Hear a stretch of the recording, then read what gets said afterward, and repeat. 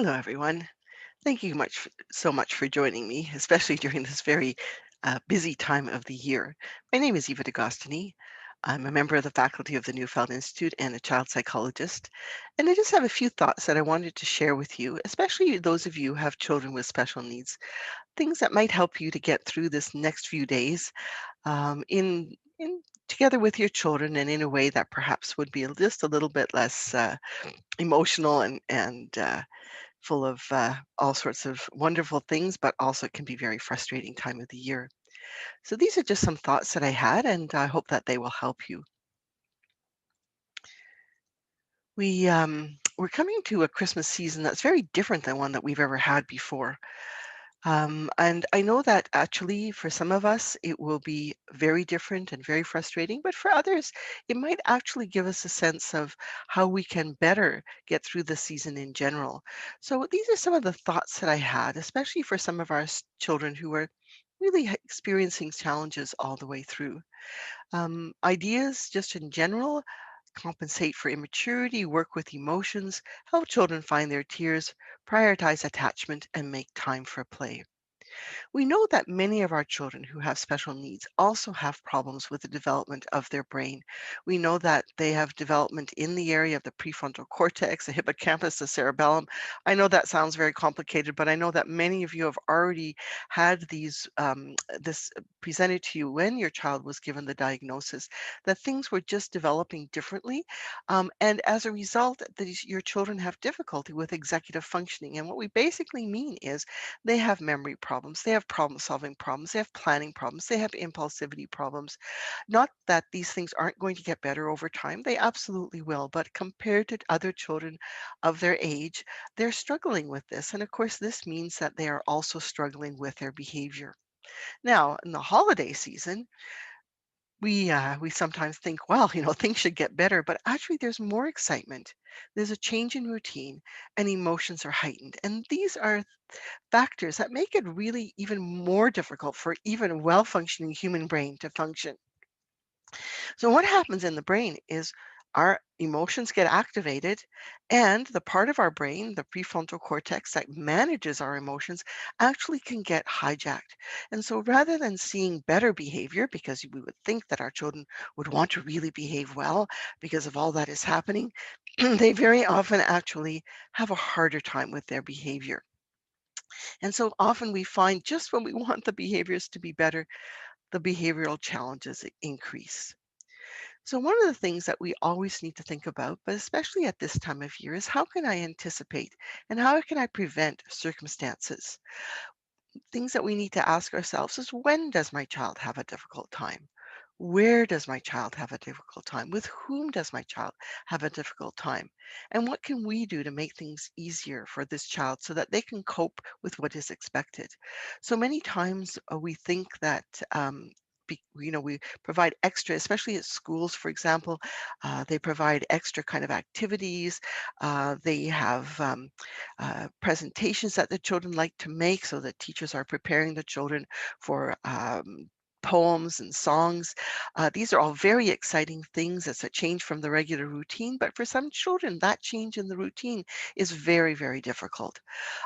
Children, of course, very often will be very good at school, hold their behavior together, and then because they've just had, things have just been swirling around and been so much more difficult at school, when they get home, that's when they tend to have their meltdowns. So sometimes it's at the end of the school day. Sometimes it is when there's lots of noise. And again, with the holiday season, everybody's excited, voices go up. And so our children might have a hard time when things are very noisy. And of course, they might have a difficult time when there's with a substitute teacher, with people that they don't know, when even for some of them, it's with Santa. Santa makes it difficult for children. So we need to think about what is happening here in a time. when we want to throw routine out the window simply because we want to give our children joy and excitement and fun, we actually need to revert back to our routines as much as possible. And I think many of you have already figured that out. Bedtime needs to be kept pretty clearly. The good thing, of course, right now is that many of you are not doing the visiting that you used to do before. And so it is possible for you to maintain those routines. If somehow you've managed to figure out some kind of an exciting event with your children, do make sure that you plan some downtime. Every time they've had the excitement, they need more time to recoup and rest. Of course, if you can avoid situations that cause problems, that would be the ideal. Not because you want to deprive your child of a wonderful opportunity, but simply because sometimes it's really not worth it. It is just too much. And again, I think many of you in this time of pandemic are realizing that perhaps some of the plans and projects that you had with your children might have just been too much for them. And you can't do it right now. And maybe you are actually seeing that your child is doing better. If you've gotten yourself into a situation, or if you have to go into a situation that you know is going to be a bit overwhelming for your child, make sure that you have an exit plan. We always think that everyone is looking at us, everyone is judging us when we remove our child or take our child away when everybody else is having fun. But you all know that what we need to do is what's best for our child, not best for what other people think. Every one of us is doing what we know works, and we are the ones that need to be there to protect our children. So if you have to leave a particular event a little bit sooner because you know your child is starting to melt down, starting to have a hard time, go ahead and do that. That is your role as a parent, to be there for your child, to be their best bet, to be the one who cares for them. And I know that sometimes it can be challenging and difficult and disappointing for you and for the child. But all in all, if you can just get out of a situation before things fall apart, it's probably in everyone's best interest. One of the things that we know is that the holiday season increases emotion, joy, excitement, anticipation, even a little bit of trepidation, alarm, frustration, futility, even sadness and tears, even though this should be the happiest time of the year. Well, one of the things that we know is that the limbic system, the emotional part of the brain, does not distinguish emotions, just emotional activation. And emotions can actually flip flop really easily, and this causes a lot of confusion. One of the just recently, I had a chance to visit with a family of one of my family members, and one of the children has had experienced some trauma in her life. She was 12 years old at the time, and we had just gone out and got out into the woods and got to cut down a Christmas tree, and it was so beautiful. It was magical. It was winter time.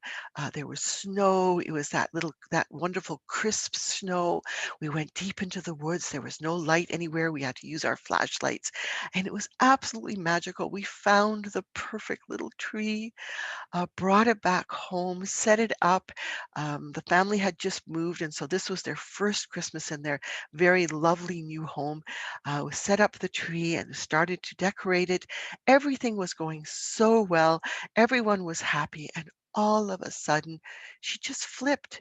She just started getting really upset with everybody and telling us to go away and telling us she didn't understand and whatever. And she just basically started to have a little bit of a meltdown. And her mom, who I don't know, didn't know all that well, and who was so afraid because I had been there helping them with this, was kind of looking a little bit worried. I just looked at her and I said, "No, you know what? She's just her brain is overexcited, and now it has gone from the joy into alarm and frustration, and that's fine. She'll come back to us. Let's just take care of her. Let's just tell her that it's okay." It wasn't that she was being ungrateful. It wasn't that she was being rude. It was just that her brain got overexcited. And when it got overexcited, it flipped from one emotional state to another emotional state. And she herself was even surprised. When it was all over, she said, "I don't understand why this happened." And we all just said to her, "It's okay. It's okay." So we need to be prepared for these sudden switches of emotion and recognize that it is just part of how we are as human beings, and that we have this ability to flip through emotions, and it's perfectly normal. When we look at frustration, and there's a lot of frustration, there's things that we can and can't do, especially now that it's in time of pandemic. But there's also the frustration of not getting the toys that we wanted, of not being able to wrap the presents that we want, of things just moving too quickly. So frustration is the emotion that we experience when we can't change something and when things aren't working the way we want them to work. One of the things that I have found over time, and this is true for me as a person, and I am in my 70s, and so you'd think by now I'd be able to get all my emotions sorted out and everything doing just fine. But when I feel frustration, one of the things that really helps me is to actually have a moment for venting and release. And as adults, we often do this. We can, take a little walk. We can go out to the parking lot. We can slam a door. We can do certain things that actually get out that frustration because frustration builds up inside of us. We need to find ways to get it out. And with our children, what we very often need to think about is where can I give them an opportunity for venting and releasing? If the child has been really good all day at school and tried so hard to be good, when they come home, are there some things that I can do as soon as we get in the door, as soon as we get to allow some of that frustration to come out in a way that doesn't hurt other people? Well, there's maybe lots of bubble wrap around now. You're wrapping presents to send to your family who are far away. Well, put some of the bubble wrap down on the floor and just give it a good old stomp. Or find some egg cartons. Instead of putting them into recycling, save them. The act of stomping on something actually lets out some of that frustration. And it can be done in a way that starts off, with a lot of, but also then can turn out into a lot of fun and join in. I'm sure you have some frustration inside of you that needs to come out. For some children, jumping on the trampoline is a lifesaver. Um, Another thing that I'm recommending now is pool noodle sword fighting. This might be something that the dads might enjoy, or those of you that like this kind of the physical activity. And again, pool noodles tend not to be able to hurt each other, and they can get out some of that sense of just the adrenaline and the cortisol that are inside of us when we're full of frustration. Or if you don't like the fighting part of it, use the pool noodles to do some drumming. It's very, very satisfying. And most kids, after a good chance of letting it out and then just laughing about it and making different kinds of noises, oh, they just feel so much better. Some of your children, it might be just pushing and pulling, just holding their hand, just pushing hands together, pushing, pulling, just allowing some of that frustration, adrenaline, cortisol to come out in a way that is not hurtful to someone else, that recognizes that it's there, that recognizes that it needs to get out, and maybe can actually be fun. Also, another way of getting out frustration is lots of time for play. Some of our children actually do end up doing some play fighting. They play different kinds of, attacking games with their toys. That's perfectly fine. It's just a way for them to get that frustration out in a way that doesn't necessarily hurt someone else. The more the child has held their frustration in all day, the more they need to get it out through play. Now, one of the things we need to be aware of that we actually use emotions to try and manage our children's behavior. And I know we need them to be good because you've got a Christmas tree to put up, you've got presents to wrap, you've got so many things, things to bake, so many things to plan. Maybe a fewer this year simply because we know there aren't going to be all the events. But we do need to be careful because we do are using certain emotions to get our children to behave. And of course, who do we want them to behave? Well, Santa, and we often use Santa. And this is a picture of a person who is very dear to my heart. Um, Here's what we say to our children. He's making a list. He's checking it twice. He's going to find out who's naughty or nice. He knows if you've been bad or good, so be good for goodness sake. Well, this actually raises children's alarm. And when we are in alarm, we actually are more cautious. We are more careful. I know that sometimes we just say, "Oh, Santa's looking," and your child will become quiet or will withdraw, will not say what they wanted to say or not do what they wanted to do. But that actually is an emotion that's called alarm. Or our children will say, I want to be good for Santa. I want to be good. I know that I've seen some YouTube interactions between children and Santa because Santas are using Zoom these days. And this little girl, "Oh, Santa, I've been good. I've been trying so hard to be good." And actually, it broke my heart because, of course, every child tries to be good. and they try so hard, but when they try really hard, sometimes it can actually backfire. We also sometimes use the elf. I know that it's sometimes recommended that we say, the elf is watching us. He'll tell Santa how you are behaving. But actually, the alarm and the pursuit, while that can cause good behavior, just remember that with alarm and pursuit comes frustration, and it can rear its ugly head. So we have to be very, very careful, because if we, and again, we're not doing this because we're mean people. And we doing it because we want our children. We need to get through this time. But alarm and pursuit can help children to be good for a little while, but it doesn't actually change their behavior, and it can increase their frustration. So many of you have found, if not this year, at least in the past, that there was often more meltdowns, but they didn't happen at the time when the child was trying to be good for Santa. They happened at another time over something that was kind of innocuous, and maybe we were wondering about it. But if we remember that alarm, pursuit, so the desire to be good for somebody, and frustration are kind of a three things that come together, we might not want to use these as much as we do.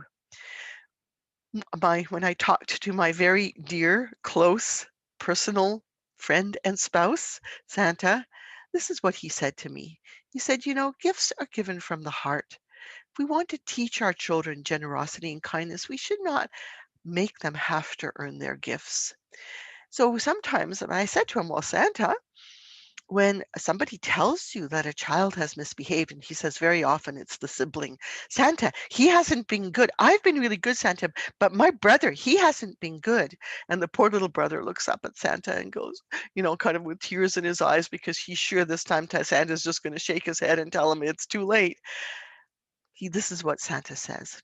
He says to both of the children, all children really want to be kind and good. And you know what? You can always try again tomorrow, but it's okay to make mistakes. I don't expect you to be good all the time. It's okay.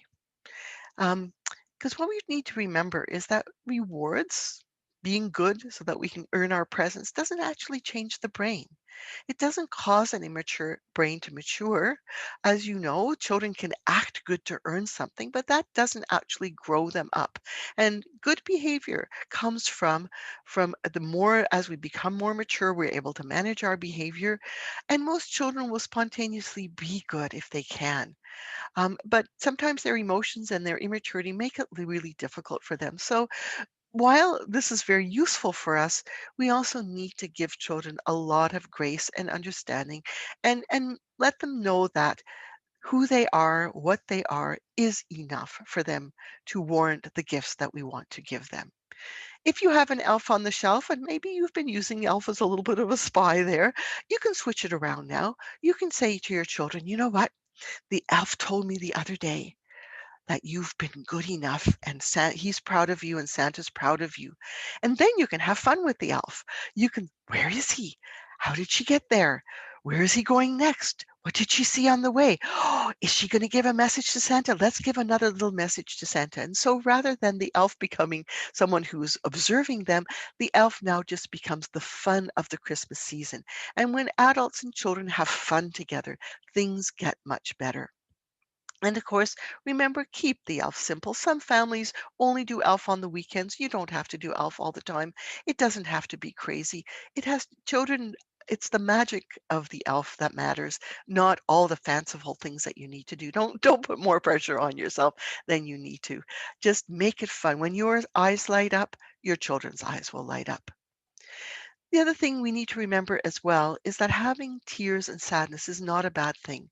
I know that many parents have been concerned over the pandemic. My child is crying, but actually, what we need to know is that when children cry, this is an opportunity for their brains to actually rewire, for their brains to adapt. Because when we cry, the adrenaline and the cortisol that is inside of us, trying to make our world work, actually is drained. And when those chemicals are drained, our brain has this incredible capacity for growing and developing. And over the Christmas holidays, again, there's all sorts of reasons for children to feel sadness, but it's often not that, which is what they're crying about. Many of them need to grieve what's not working in their world. So what I recommend over this time, and again, I think we'll have a bit more time to do this, is actually find the movies that help your children to find their tears. Read the sad stories, and then make the time to sit with the tears, no matter how silly or insignificant the reason. I learned a long, long time ago that when a child comes to us with a little bobo, with a little thing that's wrong with them, my finger hurts, and you look and say, "Man, I don't understand what's hurting here," or that wasn't what I wanted to get for Christmas, and we would sometimes, well, look at there's a whole pile of presents there. Why are you crying about this one present? Well, it's really not. That's what they're crying about. They have of our children have a sea of tears inside of them that do need to come out. And this might be a little moment in time when the children can get to cry. They can't tell us about the big reasons. I wish this wasn't wrong with me. I wish I was like every other child. They need to cry and grieve about that, but they're going to cry about the present. Or they're going to cry about the little thing that hurts, or they're going to cry about the fact that they don't like their brother or sister. But when the tears start, it's one of the biggest gifts that we can get from our children, because now they've left down their defenses. Now they're willing to be vulnerable with us. Now they're able to let out all that sadness, and we can just sit there with them. It's really hard for us as parents, as caregivers, to be with our child when they're having their sadness and tears. We have these instincts in us called alpha instincts, and we want to fix it. And that's why we went the extra mile to find them a present that they really love. And now here they are crying because it wasn't the present that they wanted. And again, there's sometimes no rhyme or reason, because the tears are not there because of the act, but because of what's behind it. And so when we are there with our children, rather than trying to fix it, rather than trying to solve it, rather than trying to give them the answer and have them look on the bright side, just be with them. Sit with them. And here are a couple of things you might want to say to yourself quietly inside your head as you hold your child in your arms. I am helping my child to grieve for all the things that she or he cannot change, and then she'll become resilient. Tears lead to adaptation. Tears lead to the capacity to work in a world that doesn't work for us. But first, we have to pass through the tears. Or you can say to yourself, I'm helping my child to grieve for how scary the world is, so that he or she can find the courage to keep on. And many of your children need incredible courage. So use this time of emotions. And if the emotion that comes out is sadness or tears, to just sit with your child, to hold them, and to know that that is enough. We need to make sure that during this time we prioritize attachment, that we treat the need for attachment like the need for food, that we provide more than what is asked for. We provide a feast of attachment, and that we provide it generously. Sometimes we think, well, I gave my child a hug, and I've got all these things that I have to do. Why does he keep bugging me? Well, if a child keeps bugging you and is kind of swirling around your ankles, take a moment, give them a huge hug. You'd be surprised how they might be quite comfortable going. But sometimes they just need that reassurance, because it is an emotional time of year. When the attachment needs are fulfilled, children are growing. So try and make attachment unconditional. Don't make them work for the attachment. When children are working, they are not growing. Reassure them that your love and your caring will always be there. And so don't make it relationships dependent on rewards, and provide more attachment when the behavior is at its worst. And I know that seems counterintuitive. My goodness, we think if I'm more loving and more caring, isn't that going to just reinforce their bad behaviors? But I don't know about you. When I've had a bad day, and I know my spouse has seen me go off in the morning quite grumpy, and he knows I probably didn't help things along. When I come back at the end of the day and I tell him about how grumpy everybody else was, I don't want him to remind me that it might have been partly my fault. I want him to take care of me. Give me that extra glass of wine. Give me that, warm up that pizza in the oven. And surprisingly, as we all know, when someone cares for us, even it often occurs to us that maybe, whew, I should have done something differently. But the act of caring allowed me to think about. So very often we need to remember that our children need the biggest hugs when they're having the hardest time. And that is really hard to do, but hopefully you'll find it in your heart to do that. Um, Sometimes we have to separate our children. We know that we want to keep, but sometimes the other children need to be kept safe. Sometimes we need to find our tempering element. I remember sending my daughter to her room and thinking it's not about her needing to go to her room. It's about me needing some space to calm myself down, to remember that it isn't, she's just a child, to remember that things are frustrating for her. My child had a learning disability. So at the end of the day, she had held it all in and she often had a meltdown at the end of the day, and I even despite my best efforts, sometimes she just triggered me and I was getting over emotional. So I needed her to go to her room so that I could remember how to help her through a difficult time. So that's okay. And sometimes you just need your children to be away from you because you're human. But what we need to remember is that if we bridge what could divide, if we are the ones that need to reassure our children that it's okay, we can start again, and we need to repair with them. We need to let them know things like, we'll find a way to make things better. I didn't mean to yell at you. I'll find another way to let you know what I expect. It doesn't mean that we don't have expectations of our children, but we all know there were times when we behaved in a way we were not proud of. And with my daughter, it's very interesting because she's an adult now, and I've asked her often. I said, I wasn't a very patient parent. I said I did a lot of yelling, and she says, "Yeah, Mom, but you always came and talked to me, and then I knew that you still loved me." Oh, thank goodness. Thank goodness. But as long as we bridge what could divide, as long as we let our children know that it's okay, they have permission to be with us and that we will still love them, it's amazing how many things they can tolerate and handle. One of the last things I want to let you know is about play. Play is so important, and there will be more time this Christmas for our children to be playing. Of course, if you can keep them off the digital devices, that would be just great. Although some of the online games are not as bad, but try and make sure that there is a period of time, a chunk of time, when children are left to their own devices. Because when they play alone, they are creating an identity, and they are working through their emotions. You're going to see them playing hospitals and maybe even people dying and people getting sick and people helping them, and also they're going to be playing out all sorts of things, and don't be distressed if they're doing that, because this is a safe place for them to let out what it is that's going on inside of them, and they need that time alone. I remember when my children were little, in the afternoon everybody had 1 hour in which it was quiet time alone, where they could do or think or play with however they wanted to play.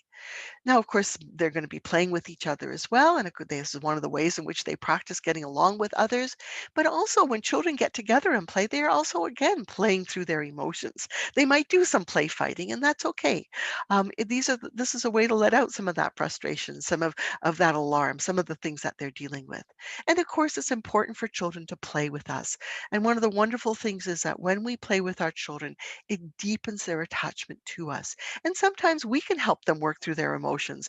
We can play alarming, scary games, playing monster and chasing them, and we do the pool noodle sword fighting, and we could, build things, build something out in the snow, and then crash it down.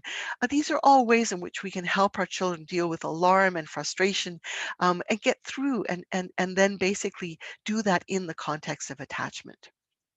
Finally, what about yourselves? Again, I know that many of you are very good at this, but don't forget to identify your own support system, your own village, your family, your partner, your friends. Make some special time for that. Feel that you're surrounded by people that are caring for you. And I know it's really hard in this time of pandemic when we have to do it through Zoom or on the phone. Also, give yourself permission to vent. Find that special person or those special people, but at least just find one person and say to them, I just need some time to let it out. Talk about your alarm. Talk about your frustration. Talk about your sadness. Talk about how hard it is to be the perfect parent.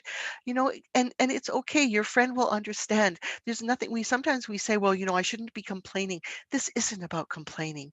This is about letting emotions move through us. Because if we try and hold it all in, that's the recipe for depression.